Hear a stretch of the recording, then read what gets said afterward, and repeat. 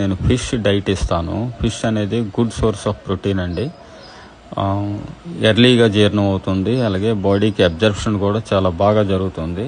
ఇంకోటి ఏంటంటే ఇందులో ఒమేగా ఫ్యాటీ యాసిడ్స్ ఉన్నాయి.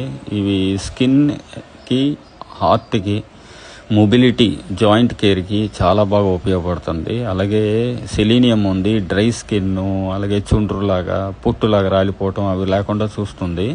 అలాగే కాల్షియం ఉంది.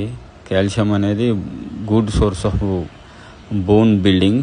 అలాగే ఇంకోటి ఏంటంటే మినరల్స్ ఉన్నాయండి.